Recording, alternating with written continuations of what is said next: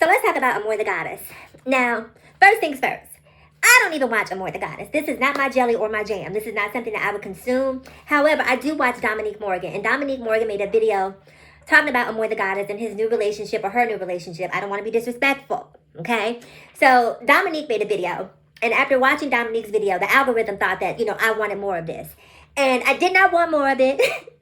But the algorithm continues to feed me content. So I went down the Amoy rabbit hole. So if you don't know who Amoy is, I'm going to give you sort of an abbreviated or an abridged version of who I understand Amoy to be at this point. Amoy is what I like to refer to as one of the special LGBTQIAP plus children. Special. And we have a couple of them out there right now. We have Amoy, we have Shamar, we have Ms. Netta. And so when I say special, you get the gist of what I'm saying, right? The elevator isn't quite going up to the top level. And I mean absolutely no disrespect, but it is what it is, okay? And so Amoy has gone through a complete evolution on social media. Gone from being a quote-unquote straight man who does drag, who loves women, who is upset about people questioning his sexual orientation, to then at some point after being bombarded with people not believing or incredulity, challenging his heterosexuality, at some point acquiesced and said, okay, you got me. You got me. I'm not gay, I'm bi, right? And the people were still like, really? Bye. You're up here with full makeup on, lip syncing to Monica, hair tossing, hair side to side, wind blowing, living your fish fantasy for all the world to see on social media. But you want us to believe that you're not straight, you're bi. Okay, got it. So the girls kept putting pressure on Amoy, right? So now recently, Amoy has come out and said, no, okay, all right. Okay, I'm trans. Right? And not only am I trans, I'm in a new relationship, girl. I got me a whole man. I got me a grown man over here, right? Now, the whole reason, you guys, that I wear this mask is because I don't want you hoes in my business. See, I'm not like Amoy. I'm not like a lot of these other content creators. I don't come on TikTok to be famous. Because if I was, I would take this off and say, okay, this is what it is. But I don't want the fame because I don't want the BS that comes along with being social media famous. And I think that some people, those of us who have marketable skills and who can make money outside of social media, I do very well in my normal day-to-day existence that I don't have to come here and sell my soul for fame. And that's why I wear this mask. But Amoy, who wears a figurative mask in many ways because they're not being honest or living in their truth, but they're on social media and wanting people to buy into who they want people to believe that they are. So anyway, Amoy is in a relationship and is now trans.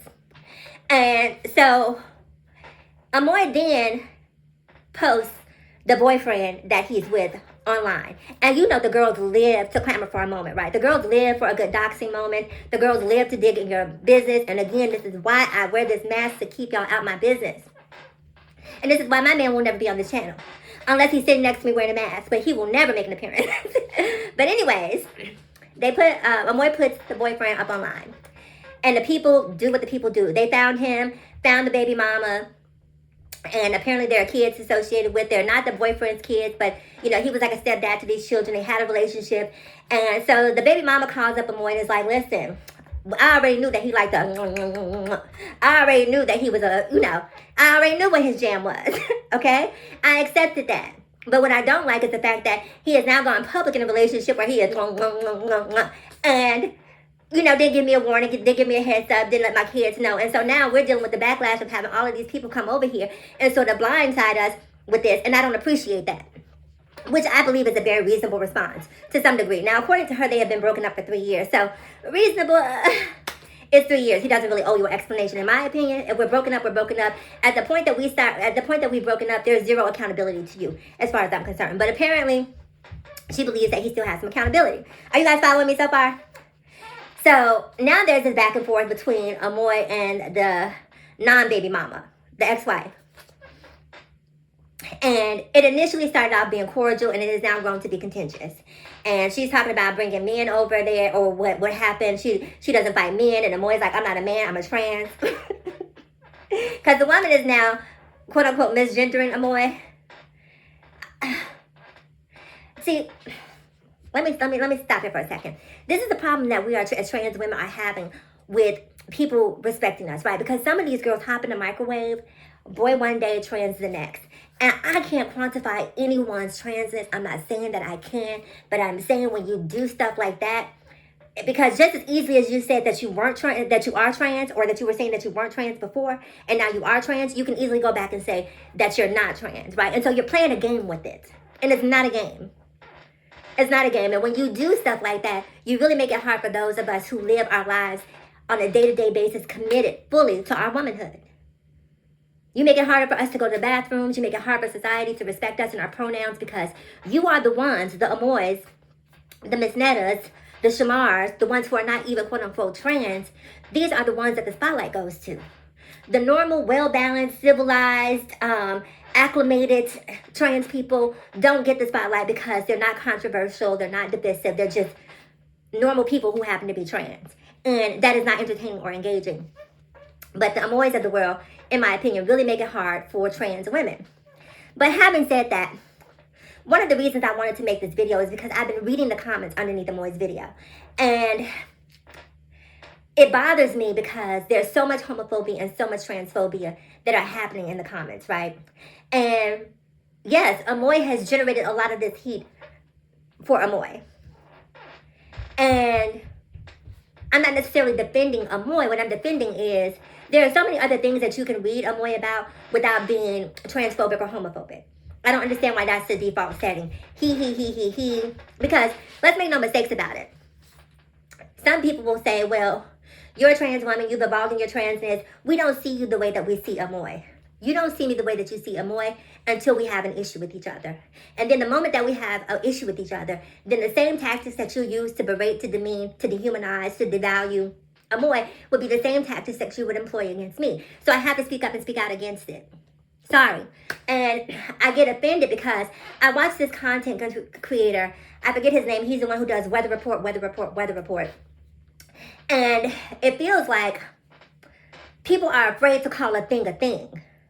And what I mean by that is a lot of the people who are in Amoy's comments and a lot of people who are on social media, because let's be clear, Amoy is not an isolated case.